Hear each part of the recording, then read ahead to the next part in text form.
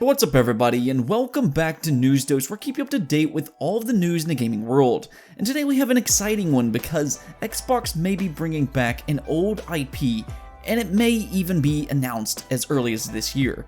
Considering Xbox does own Rare, this brings forth a lot of different possibilities on a reboot, which certainly has me very excited. Rare has always been one of my favorite developers, so we're going to talk about that here in just a moment.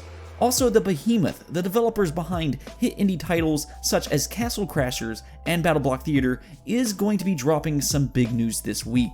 And there is more to talk about, such as Pokemon Home and the controversy that surrounds that. There's some Doom Eternal news and even some Warcraft 3, so stay tuned for all of that. But I really want to talk about this possible Xbox reboot. I think anytime we hear about an Xbox reboot, a lot of people's minds will move directly over to Rare. I mean, they have so many old classic games such as Banjo-Kazooie, Conker, Jet Force Gemini, Cameo, Viva Pinatas, and really the list just kind of goes on and on. But of course, Rare is already working on both Sea of Thieves as well as Everwild, so they can't possibly be working on another game. And well, you'd be correct, so why am I even talking about Rare? Well, here's the thing. If you have noticed over the last decade, Rare has really been focusing on new IP, and then they're outsourcing some of their old games to third-party developers. Games like Battletoads, Killer Instinct, or even Conker's Big Reunion were all outsourced to another developer, so you can never really rule out them doing that with more games. Well, now Xbox has several new studios, and one studio that has always been really interesting is The Initiative. A studio built from the ground up by Microsoft with an all-star team in mind.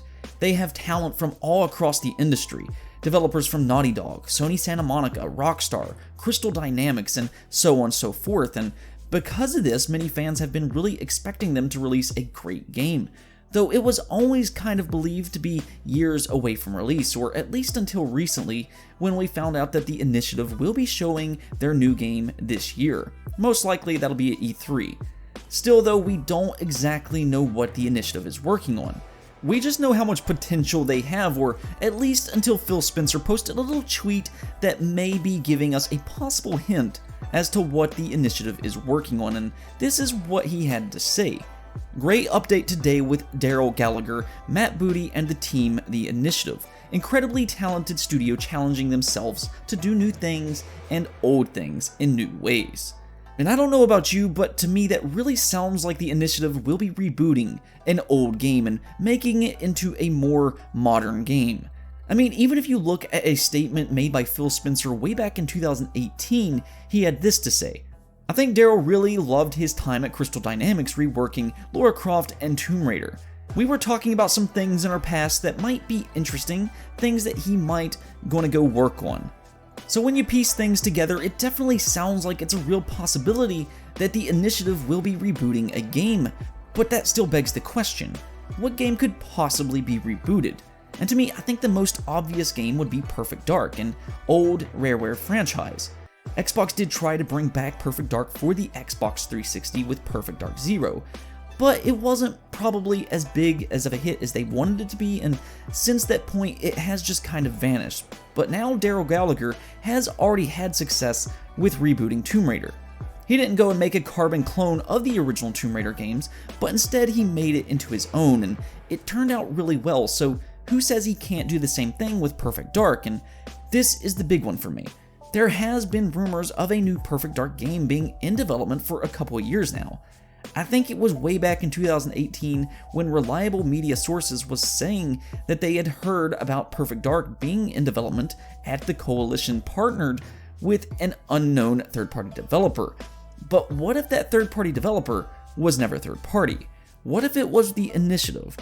I really don't think that's out of the realms of possibility, and I think Perfect Dark could translate well into modern games. They can make it a stealth action-adventure game. It could even be a third-person shooter this time rather than making it into first-person.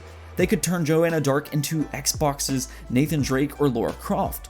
Or they could keep it a first-person shooter as well, but I think that there is a lot of things that they could do with this franchise. All of this is just pure speculation though, and maybe I'm just reading way too much into this, but what do you think? Could The Initiative be working on a reboot, and if so, what could it be? Could it be Perfect Dark or something else? Let me know in the comments below.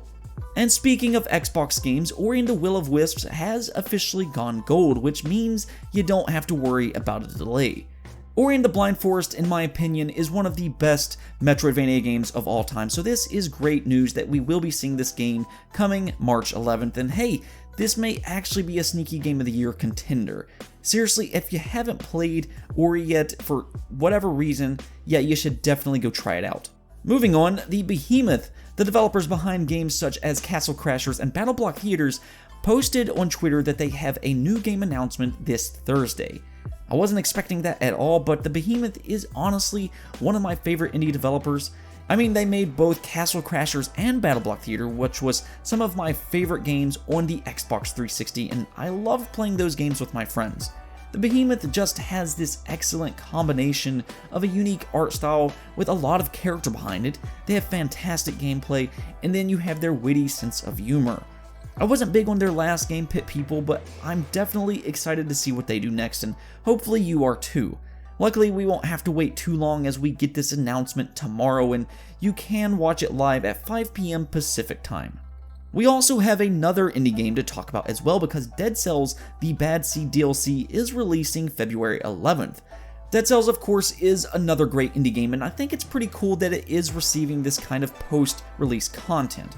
You don't usually see that with smaller games, so it's really nice to see, and it looks like it's adding quite a bit of content for $5. It has 2 new areas to explore, there's new weapons, and there's more. Again, the price is only $5, and it releases February 11th, so go and check that out if you're interested.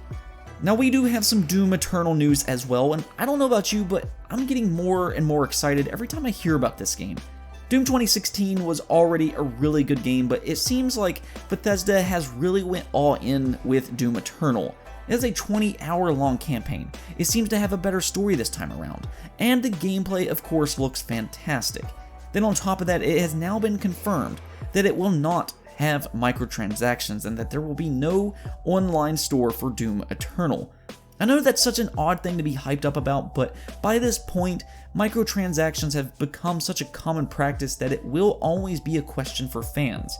Creative director Hugo Martin did alleviate those concerns though by answering a question in a Facebook group and revealed that cosmetics will be unlockable by experience and nothing that affects the game will be earned this way.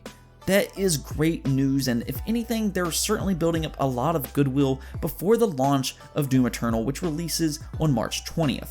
Now on to our next topic. Pokemon Home got a big info dump, which, as it seems to be the trend, once again this was controversial. I'm starting to wonder if I'll ever be able to talk about Pokemon again without having the word controversial behind it, but yes, Pokemon Home had a big info dump, and honestly, it has a lot more features than what I realized it would. For the most part, it seems to be a replacement for Pokemon Bank, and it will allow you to transfer your old Pokemon from the original Pokemon Bank to Home, and then through Home, you'll be able to transfer them to Sword and Shield. You will also be able to do the same with Pokemon Let's Go.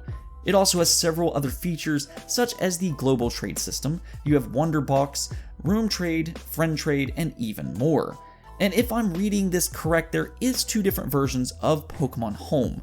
You have the Nintendo Switch version, and then you have the mobile version, with each having different features. I don't really know the reason as to why, but the mobile version will be able to do things like trade Pokemon and receive mystery gifts, whereas the Switch version won't. That's not really a big deal though, as most people has a phone that they could easily do that with, but it's this next part that seems to have so many fans upset. So here it goes. Pokemon Bank was $5 a year, and I think people were kind of expecting the same price tag with Pokemon Home, but unfortunately it will be more than 3 times the price at $16. Now, you do also have the option of $3 for 1 month or $5 for 3 months. There is also a basic plan and a premium plan, which I will post a picture here to show the differences between the two. There is a lot of information here to gloss over, but as for fans, they just don't seem to be thrilled about spending more money for these extra features. Pokemon Sword and Shield is $60 for 1 game, and then you have the DLC expansions coming later this year, which I consider about the equivalent to a 3rd game that we usually get, and now they increase the price of Pokemon Bank replacement, and fans just aren't happy with that. If anything though, there is a lot of features here that you can make use of. I want to know though, what do you think about Pokemon Home? Just let me know in the comments below. Now the last thing I want to talk about real quick is Warcraft 3 Reforged, because Pokemon Home wasn't the only controversial bit of news today. Apparently Warcraft 3 Reforged was advertised a few years ago at a BlizzCon with some updated cinematics, but now that it has been released, it seems that it got downgraded visually. And in a lot of these situations, usually games are only slightly downgraded, but in this case, it's a very big difference from what they showed back in 2018. There is a fan-made video with the comparison that I will put a link to in the description below, but fans are not really happy about this one. The thing is, Blizzard has been making several questionable decisions as of late, which has really riled up the community. So this downgrade is certainly not going to help them win over any kind of brownie points. Anyways though, that's it for this video, but if you like the content, don't forget to hit the bell notification and subscribe button for more content just like this. Peace out.